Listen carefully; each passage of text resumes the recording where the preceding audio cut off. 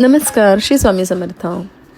आपला खरंच इतके दिवस मी व्हिडिओ टाकते आहे की आपलं ओपनिंग नवीन वृद्धाश्रमाचं होणार आहे आणि फायनली तो दिवस आला म्हणजे अक्षय तृतीया. आणि मुलांना घेऊन मी निघाले होते अक्षय तृतीयाच्या निमित्ताने आपल्या नवीन वृद्धाश्रमाचं ओपनिंग करण्यासाठी. आणि तिथे खरं तर आम्हाला फुलांचं डेकोरेशन करायचं होतं, पण पटकन बलून्सच करून टाकलं. विशेष मला ते आवडलं नाही, पण ठाकठीक आहे असं समजून पुढे निघालो. आणि खरं तर हे ओपनिंग जे होतं ना, ते माझे अगदी लहानपणापासून मला सांभाळणारे माझे मामा, माझी आजी सासू आणि त्याच्यानंतर माझी आई ह्यांच्या हातूनच मला करायची इच्छा होती. कारण आपल्याच घरातल्यांना त्यांनी जसा मला सपोर्ट केला तसं मलाही त्यांना सपोर्ट करणं गरजेचं आहे. त्यामुळे मला त्यांना स्वतःलाच प्रमोट करायचं होतं की तुमच्या हातून ओपनिंग करायचं. म्हणून जे मला लहानपणापासून सांभाळतात, माझे मामा, आई आणि आजी सासू, की जी अगदी माझ्या स्वतःच्या आजीच्या पलीकडे मला जपते, त्यांच्या हातून आपल्या शांतीबन वृद्धाश्रमाचं ओपनिंग केलं. आणि खरोखर तो आनंद आणि त्यांच्या चेहऱ्यावरचं समाधान हे खूप काही आपल्याला सांगून जातं त्यावेळेस. आणि त्याचप्रमाणे माझ्या पाठीशी खूप सारी लोकं उभी आहेत, जसे की तुम्ही आहात स्वतः, इंस्टाग्राम फॅमिली, फेसबुक फॅमिलीमधील लोकं. पण सगळ्यांनाच कार्यक्रमाला येणं जमत नाही. आणि अशा प्रकारे आपण तिथे बोर्ड्स, थोडंसं लाईटिंगच्या माळा, काही प्लॅस्टिकच्या फुलांच्या माळासुद्धा छोटं छोटं डेकोरेशन करण्यासाठी आणलं होतं. आणि त्याचप्रमाणे तिथली सगळी मॅनेजमेंट सकाळीच कलशपूजन करून घेतलं होतं. आणि प्रत्येक गोष्टीमध्ये कुठे ना कुठे स्वामींच्या कृपेने मला सक्सेस नक्कीच मिळतो. आपण हे वृद्धाश्रम चालू केलं आणि लगेचच एक 5 ते 6 ॲडमिशन आपल्या सेंटरमध्ये आलेसुद्धा. आणि कलशपूजन आपण सकाळीच करून घेतलं होतं आणि त्यानंतर संध्याकाळी फक्त आपल्याला रिबिन कट करून ओपनिंग करायचं होतं. अशा प्रकारे कलशपूजन केलं. आणि कलशपूजन केल्यानंतर खाली आपल्याला ओपनिंगची तयारी करायची होती. पण मी येण्याआधीच आमच्या सरांनी, संतोष सरांनी आणि माझ्या दिरांनी सगळी काही तयारी केली होती. तर अशा प्रकारे ही तयारी आपल्या नवीन आश्रमाची सुरू झाली होती. आणि त्यानंतर संध्याकाळी 7 वाजले होते, कारण ओपनिंगचं टायमिंग होता 5:30. पण आजकाल ट्रॅफिकमुळे सगळ्यांनाच लेट होतं. आणि ह्या आहेत माझ्या आजी सासू आणि ईशानी हिंगे. तिला तुम्ही स्टार प्रवाहावरती नक्कीच पाहिलं असेल. इतकी साधी भोळी आणि समंजस, इतकी गोड मुलगी आहे ती. आणि ह्या आहेत माझ्या आजी सासू, त्यांच्या मागे माझी आई उभी आहे. आणि अशा प्रकारे थोरा मोठ्यांच्या हातून ओपनिंग आपल्या वृद्धाश्रमाचं केलं. आणि त्यानंतर केला शंखनाद. शंखनादमधील पानपट्टे सर आणि दीक्षित काका, जे स्वामी भक्त आहेत, असे ज्यांच्यामुळेच आम्ही स्वामीमय झालो आहोत, असे हे दीक्षित काका आणि पानपट्टे सरांनी शंखनाद केला आणि मी सुद्धा केला.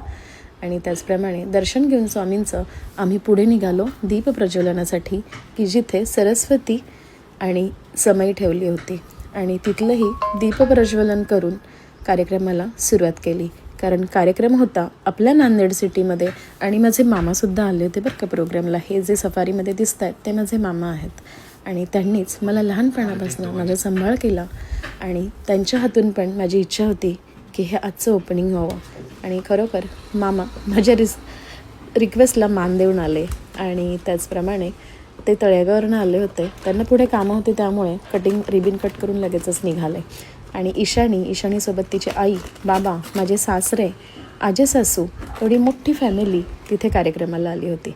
आणि आपल्या घरातले अशा ठिकाणी कार्यक्रमाला आले की अजून आपल्याला स्ट्रॉंग वाटतं की चला, आपल्या पाठीमागे सगळी आपली फॅमिली आहे, असं कुठेतरी नक्कीच वाटतं.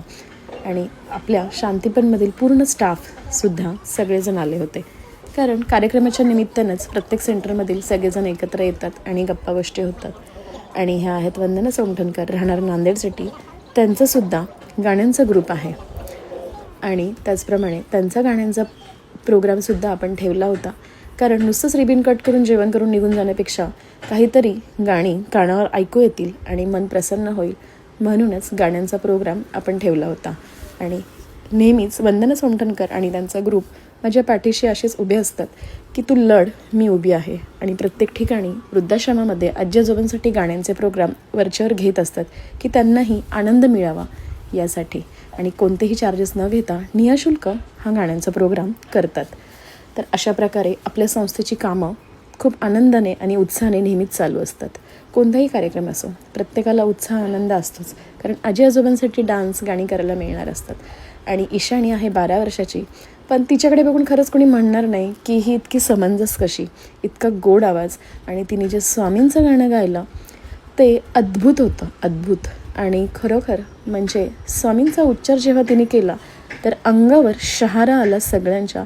इतक्या गोड वाणीमध्ये ईशानीने गाणं गायलं आणि खरंच असं वाटलं की स्वामीच प्रकट झाले की काय डोळ्यासमोर. सगळ्यांना काही सेकंद तसंच वाटलं जे मला वाटलं. आणि खरोखर ईशानीने आपल्या मंत्रमुग्ध आवाजात सगळ्यांना मंत्रमुग्ध केलं होतं. अशा प्रकारे तिने स्वामींची गाणी गायली.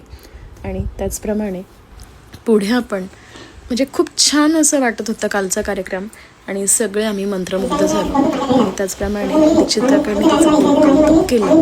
आणि त्यानंतर आपण तिथे जेवणाचं सुद्धा आयोजन केलं होतं, कारण सगळेच लोक लांबून आलेले होते आणि प्रत्येक ठिकाणी प्रत्येक व्यक्तीला पोट भरून जेवण मिळलं तर तोही समाधानी असतो. त्यामुळे प्रत्येक व्यक्तीला रिक्वेस्ट करणं माझं कर्तव्य होतं.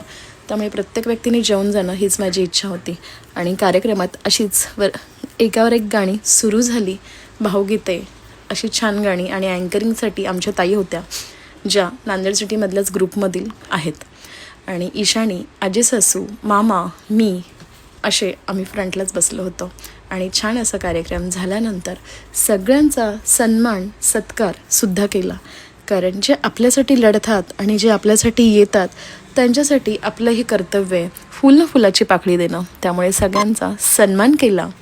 आणि सन्मान करणं हेच खूप भाग्य आहे माझंही आणि त्यांचंही, कारण आज आपला घरातील वेळ काढून ते आपल्यासाठी इथपर्यंत आलेत, हीच माझ्यासाठी खूप मोठी गोष्ट आहे. प्रत्येक व्यक्ती घरातील असू या कुठलीही. तर मी पूर्ण सगळ्यांचे आभार व्यक्त केले आणि सगळ्यांना जेवण करून तिथून पुढे निघालो.